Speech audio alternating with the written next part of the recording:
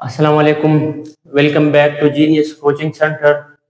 सो students, आज हम सीखने वाले हैं एक और इम्पोर्टेंट इंटरेस्टिंग टॉपिक। इस साल जो है इसके चांसेस बोर्ड में है 90%, क्योंकि पिछले साल कोवेलेंट बॉन्ड आया है, तो इस साल जो है आयोनिक बॉन्ड के चांसेस ज्यादा है। हर साल एक साल कोवेलेंट आता है तो दूसरे साल आयोनिक आता है, फिर कोवेलेंट तो आयोनिक चेंज भी कर सकता है, लेकिन अगर हालात के मुताबिक देखा जाए तो उसके पास चांस जो है वो 90% है। तो सीख ले, आसान टॉपिक है, इसको छोड़ेंगे आप लोग नहीं। डिफाइन कैसे करेंगे? सबसे पहले तो आप लोग लिख लिया, मैंने यहाँ लिख दिया है आल्सो कॉल्ड, या सेकंड नेम। तो इट इज आल्सो कॉल्ड, इसको इलेक्ट्रोवैलेंट बॉन्ड भी कहते हैं। अच्छा, डिफाइन कैसे करेंगे? The type of bond which is form by complete transfer of electron from one atom to another atom.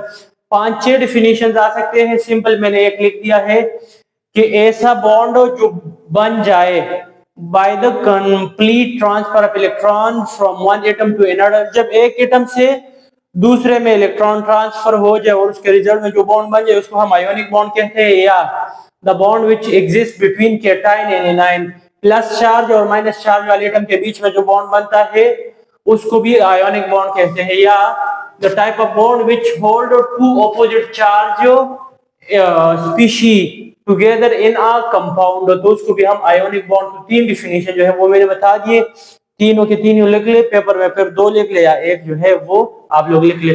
दूसरा भी हेडिंग मैंने बता दिया आप लोग को, इसको हम इलेक्ट्रोवैलेंट बॉन्ड भी कहते हैं। अच्छा, एमसीक्यूज में आ जाता है the force which exist between cation and anion, या opposite charge particle के बीच में, या charge is plus plus minus plus, या प्लस माइनस के बीच में जो चार्ज एग्जिस्ट करता है या जो फोर्स एग्जिस्ट करता है उसको हम इलेक्ट्रोस्टैटिक फोर्स कहते हैं। तो आप लोग ये भी लिख सकते हैं एक पॉइंट में। नंबर तीसरा पॉइंट है फॉर्मेशन। ये कब बनेगा? ये तब बनता है, it is form between metal and non metal. आप लोग ये भी लिख सकते हैं, या आयोनिक बॉन्ड तब आयोनिक होगा, bond will be ionic when del, del आप लोग को पता होगा डिफरेंस को शो करते हैं। ई एन का मतलब इलेक्ट्रोनेगेटिविटी। जब इलेक्ट्रोनेगेटिविटी डिफरेंस 1.7 से ग्रेटर आ जाए तो उस केस में जो बॉन्ड बनता है उसको हम कौन सा बॉन्ड कहते हैं? आयोनिक बॉन्ड कहते हैं। अच्छा, ऊपर हमने बता दिया कि कैटायन एंड एनायन के बीच में जो बॉन्ड एग्जिस्ट करता है। तो अब कैटायन क्या है या ऑपोजिट चार्जेस? तो ऑपोजिट चार्जेस कौन कौन से हैं? एक है प्लस चार्ज, दूसरा माइनस चार्ज। तो cation species form after losing electron is called anion. वो स्पीशी जिस पे प्लस चार्ज हो, या वो स्पीशी जो इलेक्ट्रॉन लॉस करने के बाद जो स्पीशी बन जाए उसको हम कैटायन कहते हैं। अक्सर जो है मेटल ही इलेक्ट्रॉन लॉस करते हैं, तो आप लोग जो है लिख सकते हैं कि मेटल जो है वो कैटायन को बनाते हैं।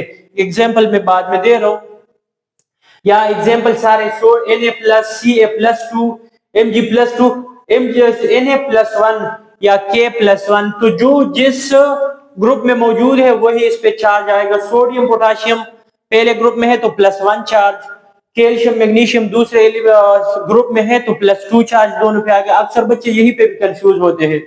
और एल्यूमिनियम जो है, एल्यूमिनियम तीसरे ग्रुप में मौजूद है तो इस पे +3 चार्ज आएगा, और उस हिसाब से फिर वो बॉन्ड भी बनाते हैं, मतलब वो उसकी वैलेंसी भी है। Anion, a species formed after gaining electron by. अच्छा, जब कोई एटम या कोई एलिमेंट इलेक्ट्रॉन गेन कर ले तो वो क्या बनाते हैं? वो उसको हम एनायन कहते हैं। तो अक्सर जो है वो नॉन मेटल की इलेक्ट्रोनेगेटिविटी या इसका इलेक्ट्रॉन गेन करने का पावर ज्यादा होता है, तो अक्सर नॉन मेटल ही एनायन को बनाते हैं। फॉर एग्जांपल F-, 7वें ग्रुप का एलिमेंट है तो इसको सिर्फ एक एटम एक इलेक्ट्रॉन चाहिए। कल के लेक्चर में हम पढ़ चुके हैं ऑक्टेट एंड डोपलेट रूल। इसके वैलेंस शेल में 7 इलेक्ट्रॉन है तो सिर्फ एक चाहिए, तो -1 इस पे चार्ज आ जाएगा। ऑक्सीजन ग्रुप नंबर 6 का एलिमेंट है तो 8 कंप्लीट करने के लिए इसको 2 चाहिए। Br ग्रुप नंबर 7 का एलिमेंट है तो 7 इलेक्ट्रॉन मौजूद है, एक और चाहिए तो -1 में लगा दिया। क्लोरीन 7 ग्रुप का एलिमेंट है तो इसको भी एक इलेक्ट्रॉन चाहिए। अच्छा, क्वेश्चन ये है कि व्हाट इज आयोनिक बॉन्ड और या व्हाट इज इलेक्ट्रोवैलेंट बॉन्ड भी आ सकता है। आप लोगों ने कंफ्यूज फिर नहीं होना, और क्वेश्चन का पार्ट 2 है कि explain the formation of NaCl या MgO2, MgO या KBr, इस तरह मुख्तलिफ एग्जाम्पल जो है वो दे सकते हैं, तो आप लोगों ने इसको छोड़ना नहीं है। फॉर्मेशन ऑफ NaCl या एग्जाम्पल आप लोग लिख सकते हैं। तो NaCl में Na पे कौन सा चार्ज है? प्लस चार्ज है। प्लस चार्ज क्यों है वो मैं बता देता हूँ। Due to low electronegativity, sodium की इलेक्ट्रोनिगेटिविटी क्या है? लो है। तो लो इलेक्ट्रोनिगेटिविटी की वजह से it will loss electron, electron को लॉस कर लेंगे and change to Na plus. Electron loss करेंगे तो Na प्लस में कन्वर्ट होता है, एक लॉस हुआ है तो +1। और Cl minus due to high electronegativity या इलेक्ट्रॉन को इसको इलेक्ट्रॉन ज्यादा रिक्वायर्ड है या इलेक्ट्रॉन को एक्सेप्ट करेंगे, will gain 1 electron and change to Cl minus. Chlorine जो है उसका पावर, उसकी इलेक्ट्रोनिगेटिविटी ज्यादा है तो इलेक्ट्रॉन अपनी तरफ जो है क्या कर लेंगे, वो इलेक्ट्रॉन को गेन कर लेंगे और Cl माइनस में कन्वर्ट हो जाते हैं। तो इक्वेशन आप लोग लिख भी सकते हैं, मैंने तो जनरल लिखा था, बाद बच्चे फिर जो है कंफ्यूज होते हैं। अक्सर जो है बच्चे सिर्फ क्या करते हैं कि वो सिर्फ ये याद कर पाते हैं, बाकी इक्वेशन नहीं याद कर पाते। तो अगर आप लोग याद करना चाहते हैं तो ऐसे Na, तो ये कन्वर्ट हो गया Na प्लस में और इसने एक इलेक्ट्रॉन जो है वो लॉस कर लिया। इसी तरह Cl जो है Cl प्लस 1 इलेक्ट्रॉन, तो ये कन्वर्ट हो जाता है Cl माइनस में। तो वो ऐसे जो है आप लोग फिर कर भी सकते हैं। फिर ये जो है Na प्लस और Cl माइनस, ये इक्वेशन नंबर 1 आया, इक्वेशन नंबर 2 आया। इक्वेशन नंबर 3 में आप लोग क्या कर लेंगे कि Na प्लस इसके साथ Cl माइनस आया, तो ये NaCl बना लेते हैं। क्या बना लेते हैं? NaCl। इसका मैंने डायग्राम बना दिया है, ये बनाना जरूरी है, लॉन्ग क्वेश्चन है। तो सोडियम का एटॉमिक नंबर है 11 का मतलब कि इसमें इलेक्ट्रॉन भी 11 है। तो पहले शेल में 2 इलेक्ट्रॉन आ गए, 2 मैंने लिख दिया। दूसरे शेल में 8 इलेक्ट्रॉन आ गए तो मैंने 8 लिख दिया है। तीसरे में सिर्फ 1 इलेक्ट्रॉन बच गया तो 1। अब क्लोरीन में का एटॉमिक नंबर है 17, मतलब 17 इलेक्ट्रॉन है, 17 इलेक्ट्रॉन है। तो पहले में 2, दूसरे में 8, 2 + 8 10 हो गए, कितने बच गए? 7। तो तीसरे में 7 आ जाएंगे। अब अगर ऑक्टेट रूल कहते हैं कि the desire of an atom to attain या to acquire 8 electron in valence. अब ना सोडियम अगर यहाँ पे 8 मुकम्मल करेंगे तो इसको 7 इलेक्ट्रॉन चाहिए। तो 7 इलेक्ट्रॉन मुकम्मल करना, 7 इलेक्ट्रॉन गेन करना मुश्किल है। बजाय 7 गेन करने के ये अपना ये वाले इलेक्ट्रॉन भी क्लोरीन को दे देते हैं। तो याद रखें कि मेटल इलेक्ट्रॉन लॉस करेंगे अपने वैलेंस को या ऑक्टेट को कंप्लीट करने के लिए। Cl की इलेक्ट्रोनिगेटिविटी ज्यादा है या यहाँ पे 7 इलेक्ट्रॉन है, तो 7 लॉस करने, 7 इलेक्ट्रॉन लॉस करने की बजाय ये जो है 1 इलेक्ट्रॉन क्या कर लेंगे, ये गेन कर लेंगे। तो ये इसके लिए 1 गेन करना आसान काम है एज कंपेयर टू अगर ये 7 जो है वो लॉस करेंगे। तो इस वजह से जो है ये इलेक्ट्रॉन गेन कर लेते हैं। तो इसके बीच में अट्रैक्शन क्रिएट हो जाता है। मैंने बता दिया कि जो अट्रैक्शन इन दोनों के बीच में एग्जिस्ट करता है।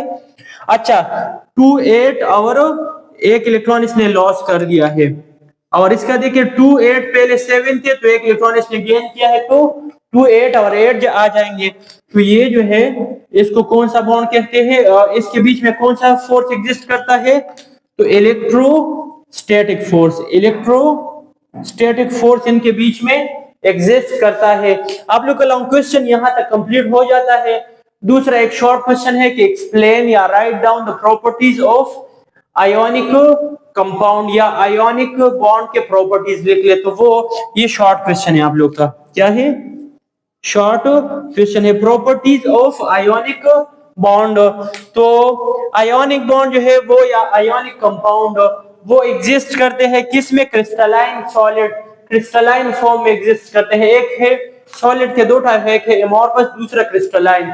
एमोर्फस सॉलिड वो है जिसका इरेगुलर शेप हो, जिसका मेल्टिंग पॉइंट शार्प नहीं हो, मतलब वो जिसका रेंज मतलब फॉर एग्जांपल 100 से शुरू हो गया तो 150 तक जो है इसका ये मेल्ट होता रहता है, मतलब फिक्स नहीं है। क्रिस्टलाइन का प्रॉपर शेप होता है, रेगुलर शेप और शार्प मेल्टिंग पॉइंट होता है। ये डिफरेंसेस में हम आगे वैसे भी पढ़ेंगे, सिर्फ आप लोगों ने ये याद रखना है कि इसका क्रिस्टलाइन सॉलिड फॉर्म के फॉर्म में एग्जिस्ट करते हैं। They have high melting and boiling point, melting point और बॉइलिंग पॉइंट इनका हाई रहता है। अगर आप लोग ना NaCl के देखेंगे, किसका, NaCl का, तो NaCl का मेल्टिंग पॉइंट जो है वो तकरीबन 801 है या इस तरह है, एग्जैक्टली 800 या 801 या इस तरह कुछ है। और फिर NaCl का बॉइलिंग पॉइंट जो है वो 1400 या 14 to 1500 है। अब अगर आप लोग वाटर का देखेंगे तो वाटर जो है उसका 0 डिग्री सेंटीग्रेड मेल्टिंग पॉइंट है और 100 डिग्री सेंटीग्रेड बॉइलिंग पॉइंट है। यहाँ पे 801 और 1443 है या इस तरह कुछ है, 1400। तो यहाँ पे देखे 100 और 1400 में जमीन आसमान का काफी हाई है ना। इसके अलावा ब्राइटल एंड हार्ड, ये हार्ड होंगे, सख्त होंगे और ब्राइटल टूटने वाले। अगर प्लास्टिक को देखेंगे, प्लास्टिक जो है ये इलास्टिक है, मतलब कि ये एक्सटेंडेबल है, इलास्टिसिटी इसमें है। लेकिन जो आयोनिक सॉलिड है इसकी इलास्टिसिटी कम है या जिसकी कम हो उसको हम ब्राइटल कहते हैं, टूटने वाले।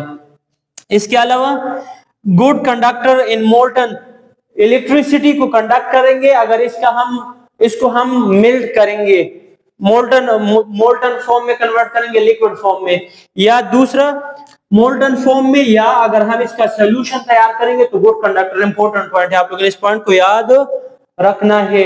इसके अलावा जो कोवेलेंट कंपाउंड है वो मोल्टन स्टेट, अच्छा ये सॉलिड स्टेट में जो है बैड कंडक्टर है, सॉलिड स्टेट में बैड कंडक्टर है। इसके अलावा कि ये पानी में सॉल्युबल है, क्या है, पानी में सॉल्युबल है।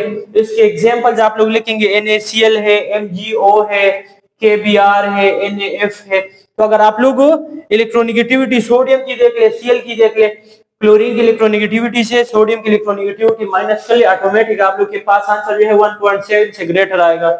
MgO का कर ले या किसी और आयोनिक कंपाउंड का कर ले तो खुद बहुत आप लोग को पता चल जाएगा।